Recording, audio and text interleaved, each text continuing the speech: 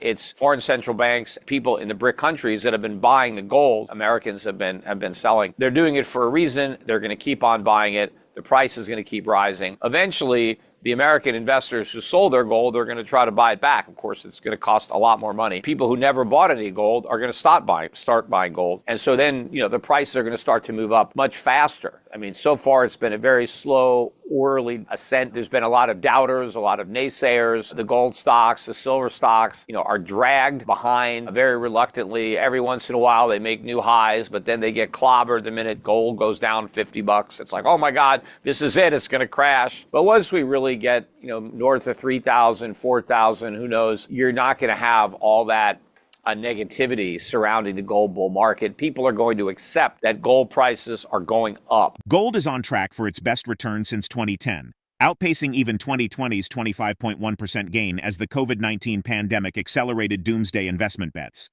All countries want to have a piece of the gold market. In 2024, central banks worldwide began to cut interest rates, and the value of gold was once again pushed to the forefront. In the first quarter, global gold demand increased by 3% year-on-year, which shows how popular gold is.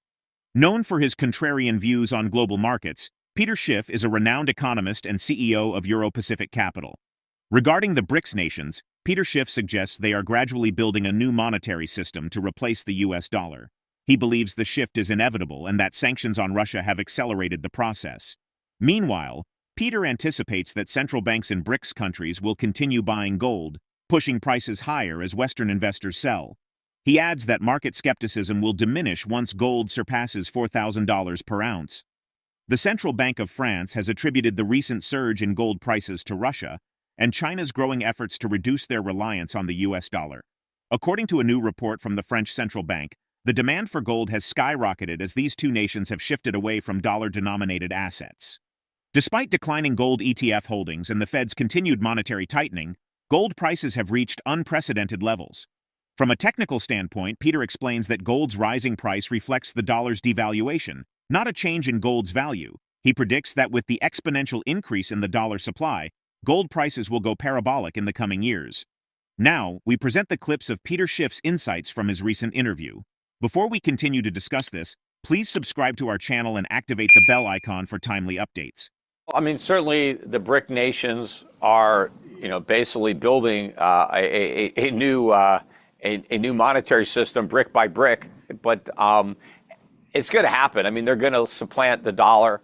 It's only a question of when, not a question of if. The timetable, I think, was accelerated by the Biden administration's sanctions against Russia, which really was a wake-up call to the world that you need to get out of the dollar, that you're too vulnerable. You're basically beholden to the whim of the United States to impose sanctions on you if they don't like something that you've done.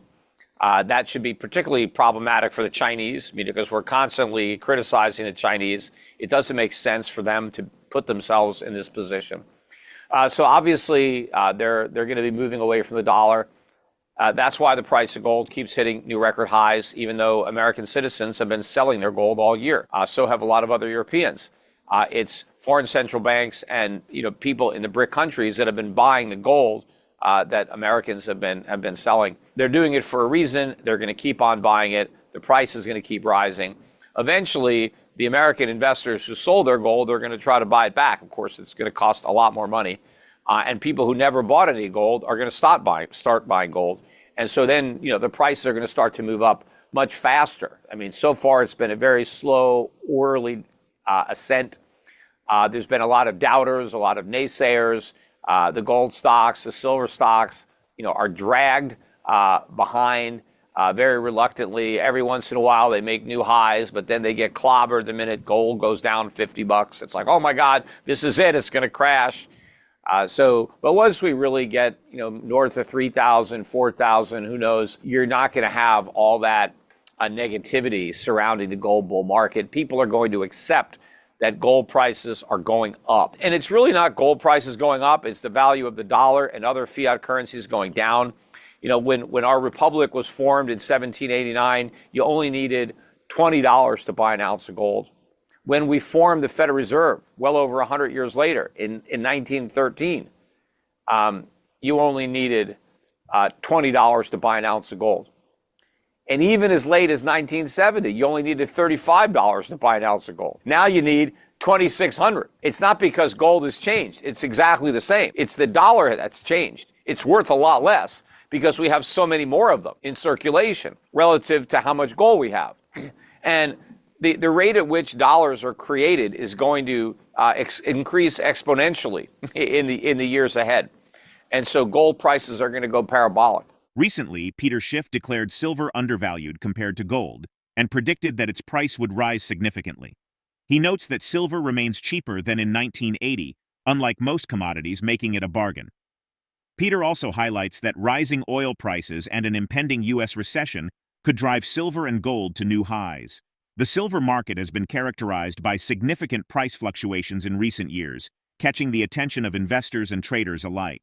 This precious metal, often overshadowed by its more glamorous counterpart, gold, has shown remarkable resilience and potential for growth. Historically, silver has experienced dramatic price spikes, with its all-time high reaching approximately $50 per ounce in 1980 and again in 2011. These historical peaks are benchmarks for silver enthusiasts who believe the metal is poised for another significant rally.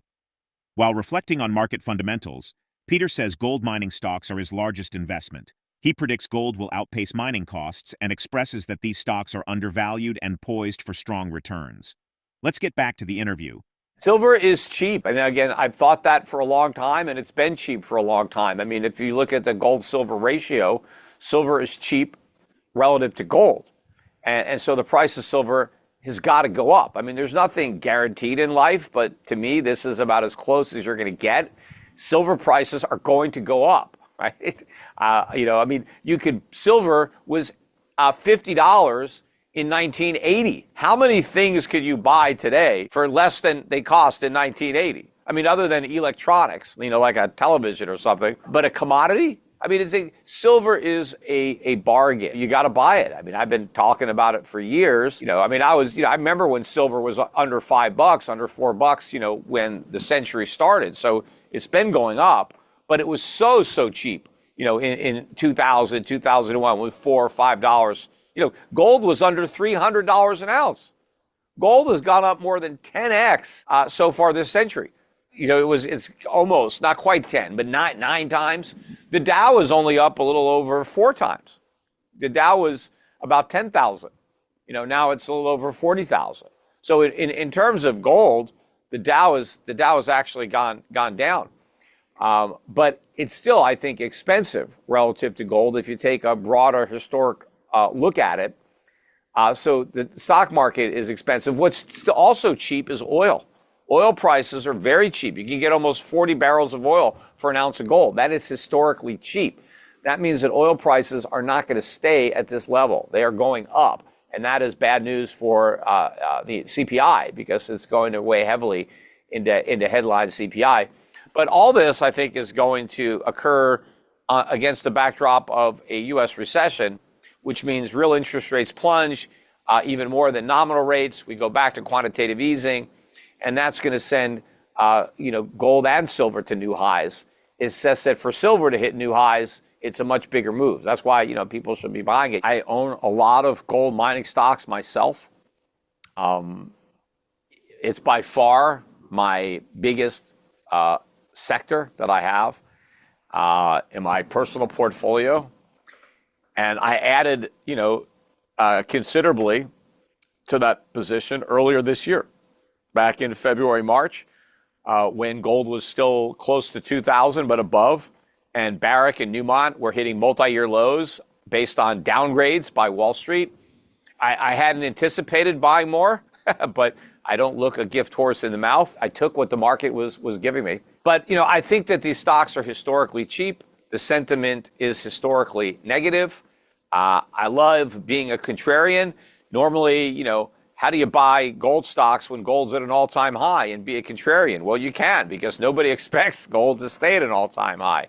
People expect it to go down. And, for many, many years, the gold mining stocks were the ironic victims of inflation. And people just assume that that's the new normal. And why they were victims of inflation is inflation drove up the cost of mining. But the price of gold didn't go up as much as the cost of mining it. And that was because people didn't realize that inflation was actually as bad as it was. And so that hurt gold mining profits. Even though, yes, we can sell our gold for more money, it's costing us even more to get it out of the ground. Well, I think now that gold has finally broken out of this consolidation that it's been in since 2011, I think that gold is going to outpace the cost of mining it. Especially now, like I said, oil has never been this cheap priced in gold. That's great for the gold mining companies because that's a major input. Also, their wages, the dollar has been relatively firm, and so the wages are low compared to where they would normally be with a big gold rise. Normally, the dollar is falling against a lot of these currencies where the wages are denominated, but that hasn't happened. So I think these companies are in great position. They've also cleaned up their balance sheets over the years, paid off debt. They're generating tons of cash right now, the big companies, trading at ridiculous valuations relative to what's historically been the case. The potential impact of a new BRICS currency on the US dollar remains uncertain, with experts debating its potential to challenge the dollar's dominance. However, if a new BRICS currency was to stabilize against the dollar, it could weaken the power of US sanctions, leading to a further decline in the dollar's value. As BRICS countries reduce their reliance on the US dollar, how do you think this shift will impact global gold markets in the long term? Drop your thoughts in the comment section below. If you find this video informative, don't forget to support our channel and turn on notifications to stay informed about our latest videos. See you in the next video.